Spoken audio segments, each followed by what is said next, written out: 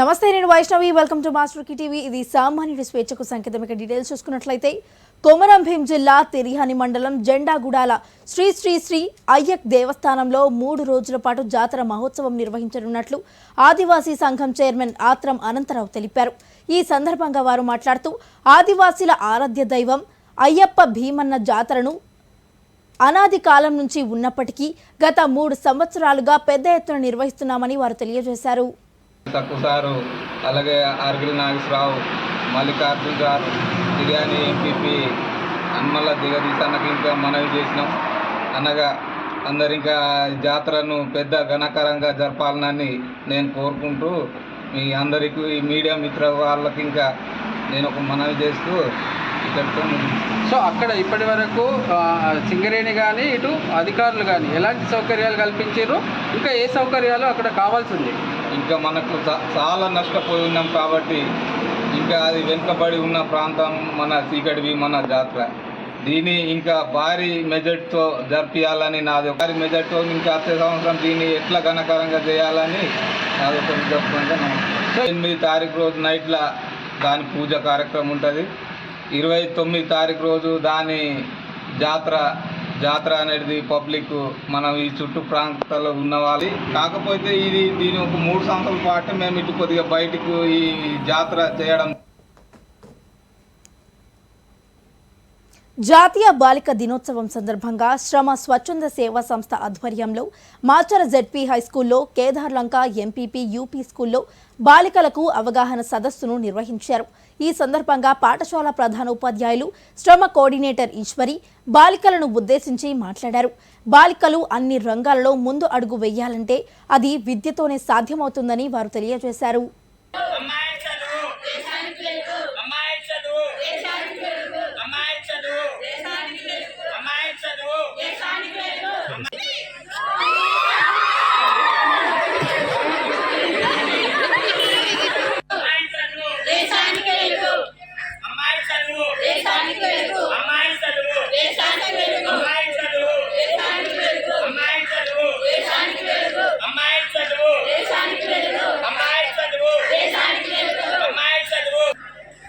నేటి బాలలే రేపటి పౌరులు. మీరందరూ రేపటి పౌరులే కదా. మార్పు అనేది ఎప్పుడో ఎవరి దగ్గర నుంచో రావాలా, మన దగ్గర నుంచే వస్తే బాగుంటుందా? మార్పు అనేది మన దగ్గర నుండే రావాలి.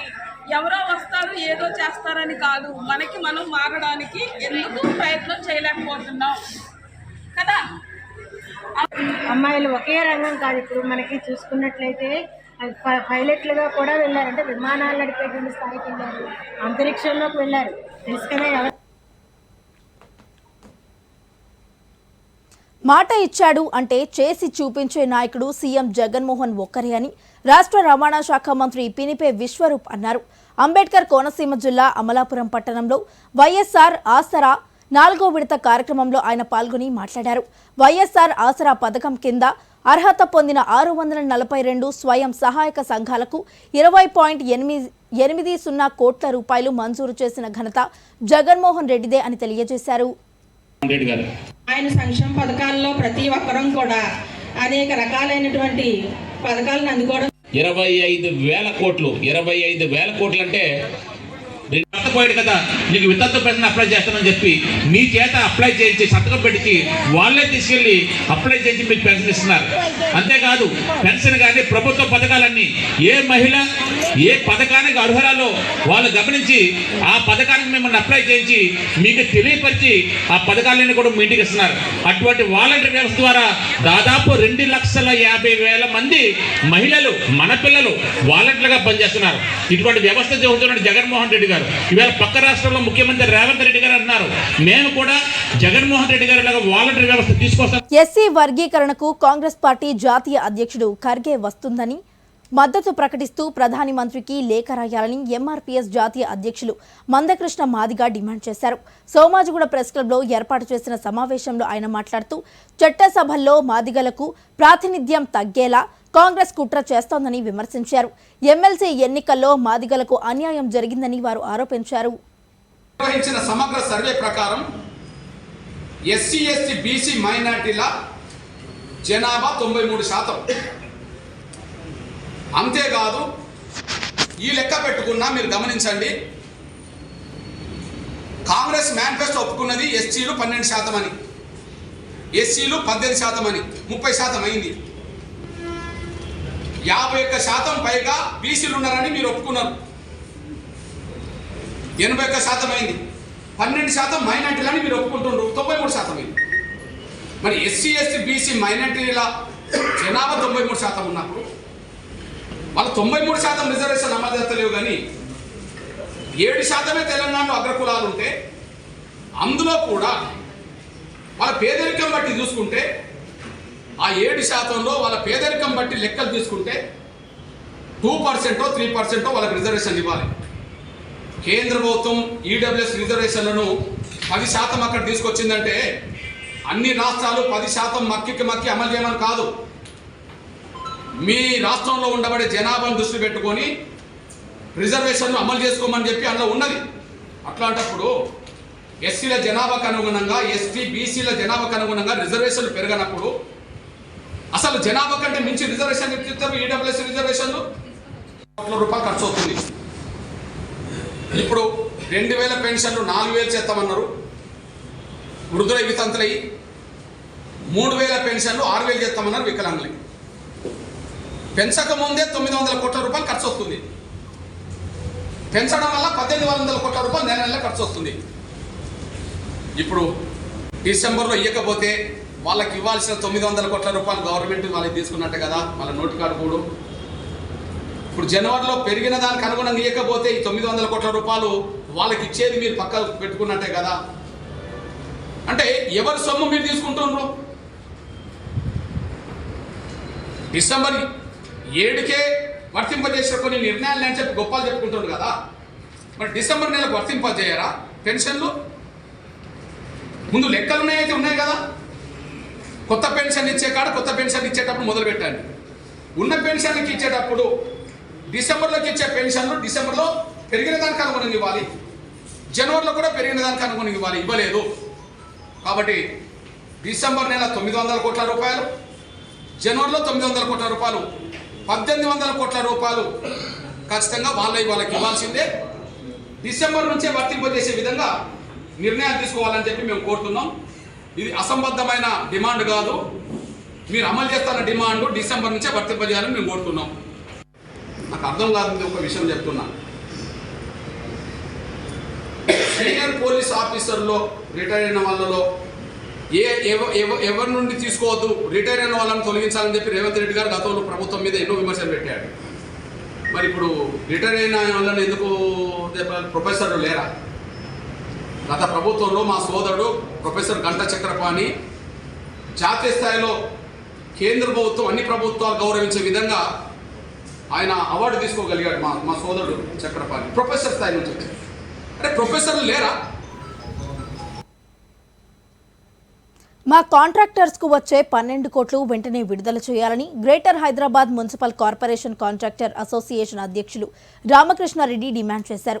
సోమాజిగూడలోని ప్రెస్ క్లబ్లో ఏర్పాటు చేసిన సమావేశంలో ఆయన మాట్లాడుతూ గత ప్రభుత్వంలో ఎన్నోసార్లు విజ్ఞప్తి చేసినా పట్టించుకోలేదని, కొత్తగా వచ్చిన ప్రభుత్వంలోనైనా మా సమస్యలు పరిష్కరించాలని వారు డిమాండ్ చేశారు.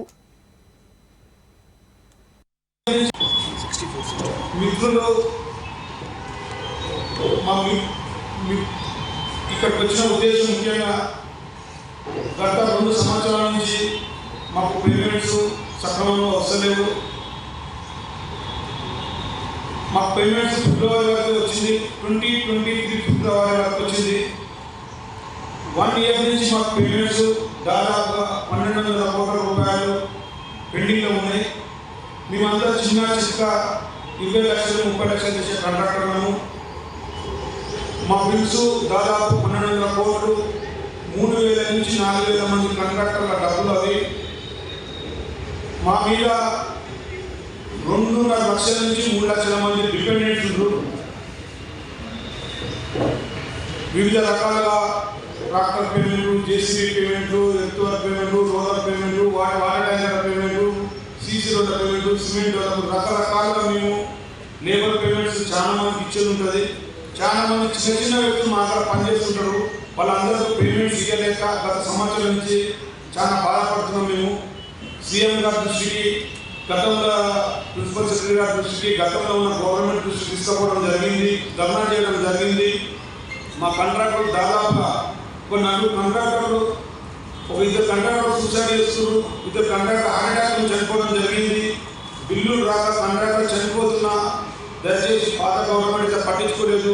ఇప్పుడైనా ఈ కొత్త గవర్నమెంట్ అయినా మా ఇందు దయ ఉంచి మా బాధలని మాకు కనీసము ఈ మార్చి నెలలో వచ్చి 35-40 ఇక్కడే జీవాలతో ఇక్కడే బతుకుతున్నాం మేము. ప్రతి ఒక్క పని డీసీలింగ్ పని కానీ లాస్ట్ ఇయర్ డీసీలింగ్ చేసిన మనకు 2 ఏళ్ళ కింద డీసీలింగ్ చేసిన పైసలు కూడా ఇవ్వలేదు. అక్కడ గణేష్ శ్రీమర్గంలో కూడా పని చేయించే ఆ పైసలు ఇవ్వలేదు. దసరా ప్రాజెక్టు ఆ పైసలు ఇవ్వలేదు. ప్రతి ఒక్క చిన్న పని చేసేది మా చిన్న కాంట్రాక్టర్లే. కాకపోతే పెద్ద పెద్ద కాంట్రాక్టర్లు, పెద్ద పెద్ద కంపెనీలకు మాత్రం డబ్బులు ఇస్తున్నారు. చిన్న కాంట్రాక్టర్ వాళ్ళకి ఇస్తలేదు. వాళ్ళకి ఏమంటున్నారంటే మేము ఇంట్రెస్ట్ కట్టాలంటే మా కడుపు కొట్టి పెద్ద పెద్ద కాంట్రాక్టర్కి ఇస్తున్నారు. గత 2.5 ఏళ్ల సంది ప్రతి ఒక్క కాంట్రాక్టర్ బాధపడుతున్నారు మా దగ్గర. ఇప్పుడు ఏసీ ఫైనాన్స్ గారి దగ్గర పోతేనేమో నా దగ్గర డబ్బులు లేవు, మీకు చెప్పిన టెండర్ లేదు అంటే నేను చెప్పిన ఆయన అవుతున్నాడు. అదేవిధంగా కమిషనర్ గారి దగ్గర పోతే నేను ట్రై చేస్తున్నాను అన్నాడు. మన దానకిషోర్ గారి దగ్గర పోయి మా మా మా బాధ తెలుసుకుందామని పోతే కనుక ఆయన కూడా టైం లేదు.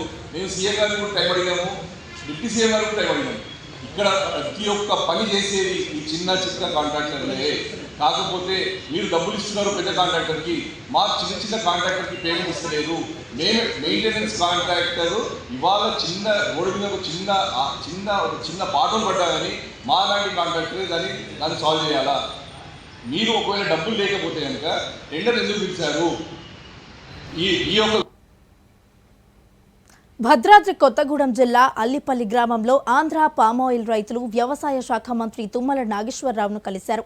కేంద్ర ప్రభుత్వం ఏకపక్ష వైఖరి నిర్ణయాల వల్ల పామాయిల్ రైతాంగానికి అపార నష్టం వస్తుందని వారు వాపోయారు. స్పందించిన తుమ్మల ప్రభుత్వంతో మాట్లాడి ఆంధ్ర, కర్ణాటక ప్రభుత్వాలతో కలిపి కేంద్రంపై ఒత్తిడి తీసుకువచ్చి మద్దతు ధర వచ్చేలా కృషి చేస్తామని హామీ ఇచ్చారు.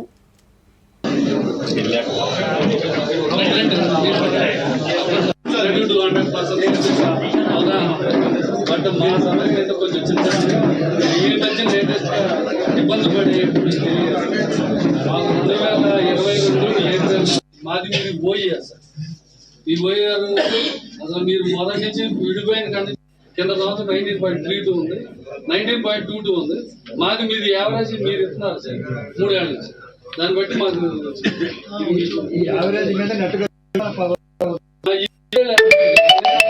మీదైనా మాదైనా మీరే ఇస్తున్నారు.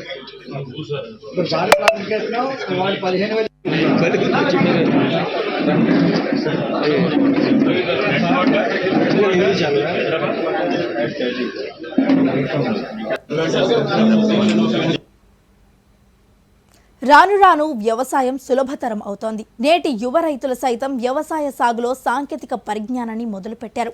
ఇదే క్రమంలో పెద్దపల్లి జిల్లా రామగుండం నియోజకవర్గం అంతర్గా మండలం పెద్దంపేట గ్రామానికి చెందిన శ్యామ్ సుందర్, రాజు పటేల్ అగ్రిగ్రీన్ను ప్రారంభించారు. 8 ఏళ్ల నుంచి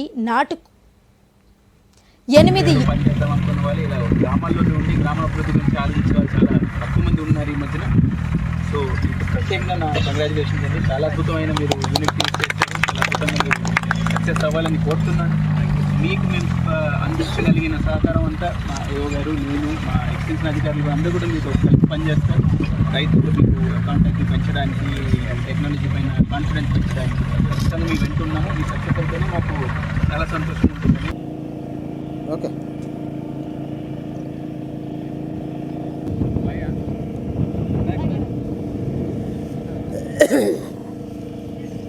పెద్దంపేట గ్రామం, అంతర్గా మండలం, పెద్దపల్లి జిల్లా నుంచి. మేము వచ్చేసి ఒక 8 సంవత్సరాల నుంచి అగ్రిగ్రీన్ ఫార్మ్స్ పేరుతో నాటుకోళ్ల ఫామ్ రన్ చేస్తున్నాము.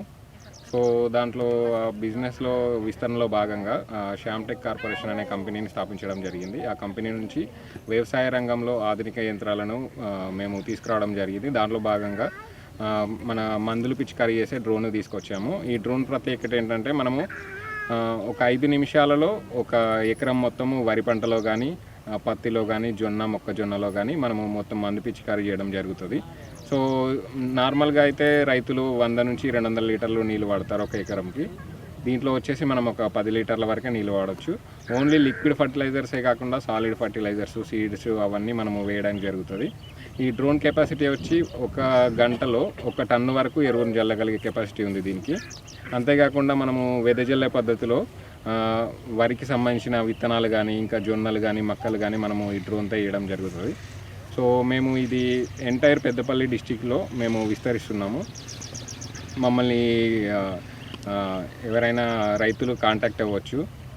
మా నంబర్ వచ్చేసి 9030345128. రైట్. నమస్కారం అండి, నా పేరు పల్లెరాజు పటేల్. మాది రాయదండి గ్రామం, అంతర్గామ మండలం, పెద్దపల్లి జిల్లా. మేము గత 8 సంవత్సరాల నుండి నాటుకోళ్ల హ్యాచరీ పౌల్ట్రీస్ను రన్ చేస్తున్నాము. అందులో భాగంగా మేము దాదాపుగా ఒక 2200 మంది ఫార్మర్స్కు ట్రైనింగ్ ఇవ్వడం జరిగింది. దీంట్లో భాగంగా మేము చాలామంది ఫార్మర్స్ను రెగ్యులర్గా కలుస్తూ ఉంటాము. ఆ కలిసినప్పుడు రైతులు చాలామంది మాతో తరచుగా చెప్పే మాటలు ఏంటంటే, ఈ వ్యవసాయ రంగంలో చాలా వరకు ఈ కూలీల కొరత ఉందని చెప్పేసి మా దృష్టికి తీసుకురావడం జరిగింది.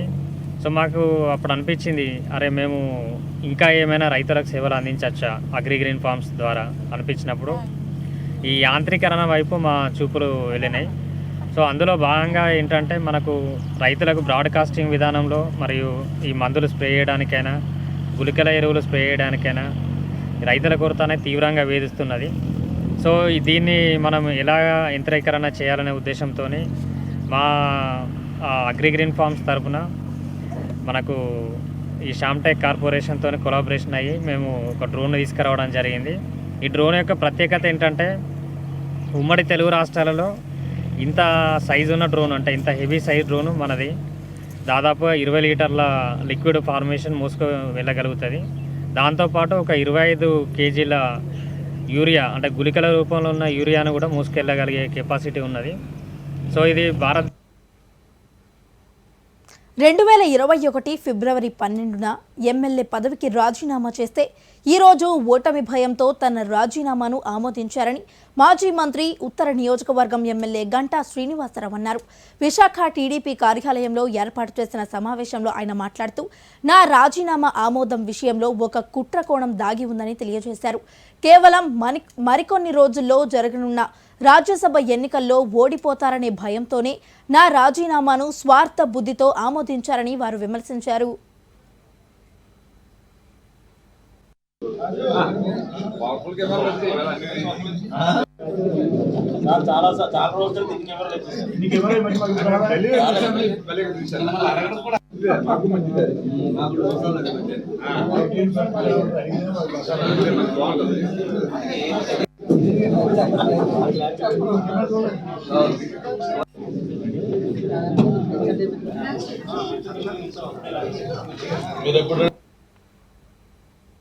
పీసీసీ చీఫ్ షర్మిల పర్యటన ఉత్తరాంధ్ర కాంగ్రెస్ నేతల్లో నూతన ఉత్తేజాన్ని నింపుతోంది. ఉత్తరాంధ్ర పర్యటనలో భాగంగా విశాఖకు విచ్చేసిన షర్మిలకు ఘన స్వాగతం లభించింది. స్థానిక హోటల్లో ఏర్పాటు చేసిన కాంగ్రెస్ కార్యకర్తల సమావేశానికి భారీగా కార్యకర్తలు తరలివచ్చారు. ఈ సందర్భంగా ఆమె మాట్లాడుతూ, రాష్ట్రంలో కుమ్మక్కు రాజకీయాలు నడుస్తున్నాయని ఆరోపించారు. పాలకపక్షం, ప్రతిపక్షం బీజేపీతో ములాఖత్ అయ్యారని విమర్శించారు.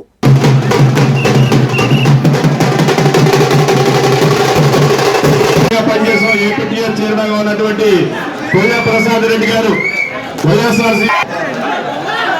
సంవత్సరాలు స్పెషల్ స్టేటస్ ఇస్తామంటే చంద్రబాబు గారు 15 సంవత్సరాలు స్పెషల్ స్టేటస్ కావాలన్నారు. అదే బీజేపీ పార్టీతో పొత్తు పెట్టుకున్నారు. టీడీపీ ఎంపీలను మంత్రులను చేసుకున్నారు.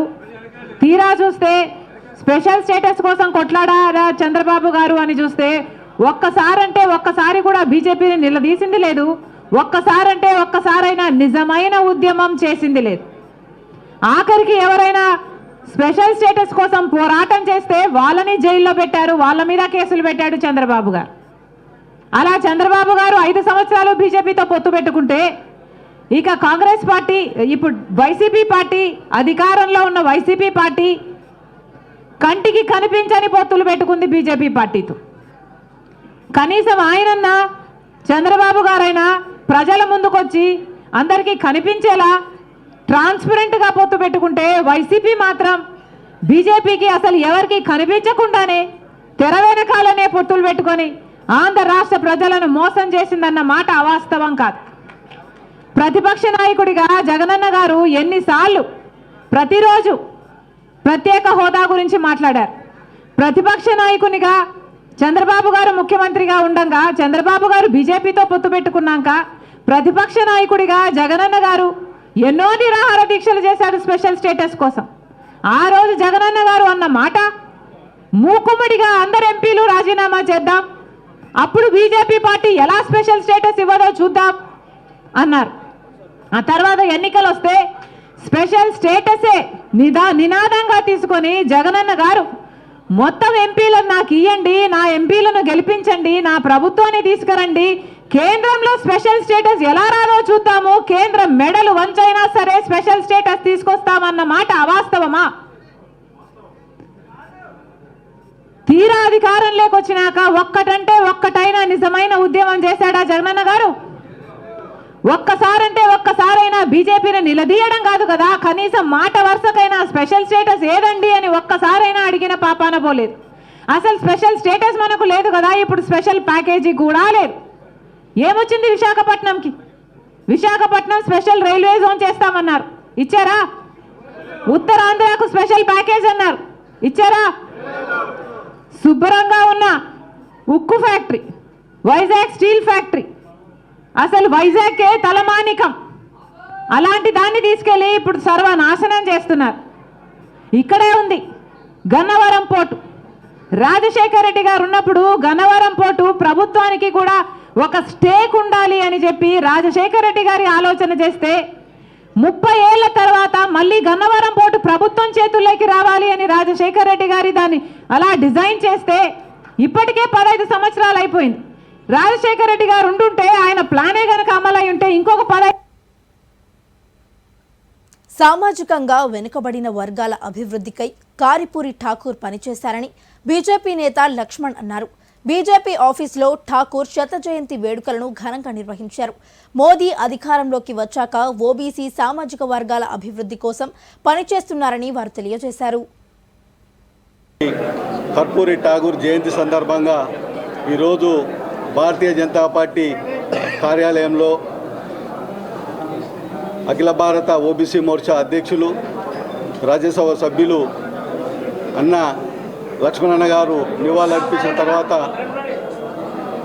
ఈ కార్యక్రమాన్ని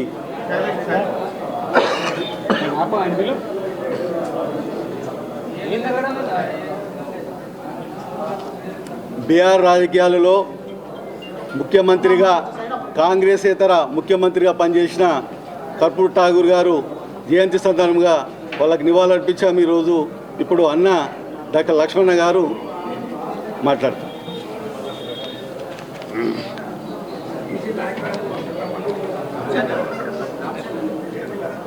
ప్రముఖ సోషలిస్టు నాయకులు, బీహార్ ముఖ్యమంత్రిగా 2 పర్యాయాలు కొనసాగినటువంటి అత్యంత వెనుకబడ్డ సామాజిక వర్గానికి సంబంధించినటువంటి, ముఖ్యంగా నాయి సామాజిక వర్గం మంగళి వృత్తిలో కొనసాగుతూ రాజకీయాల్లో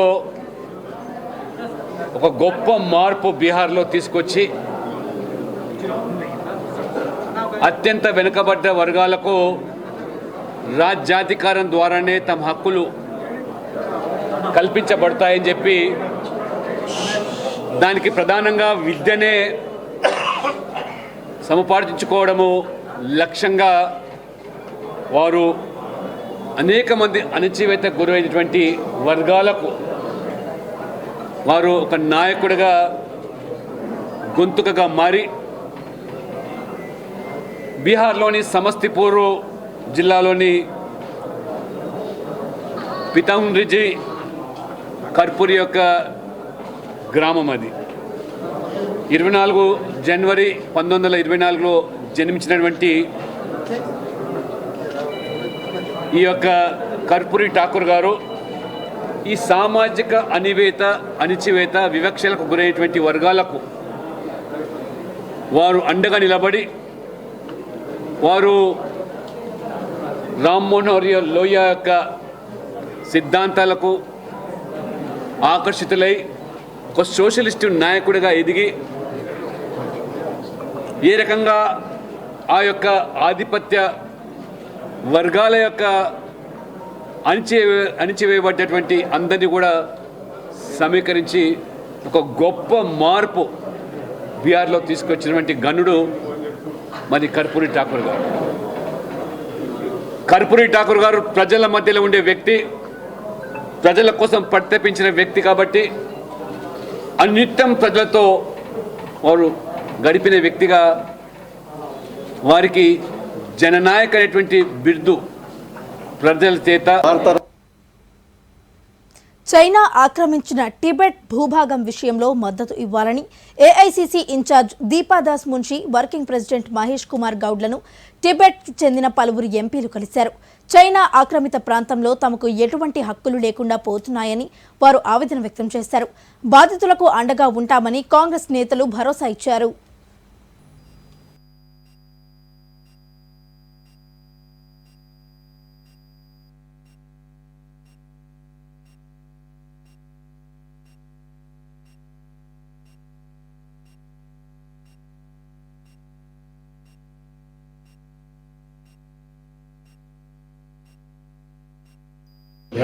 No, please. Lingam is our. He is very active. Sufferer in education. His PhD was stopped for many years. He is also a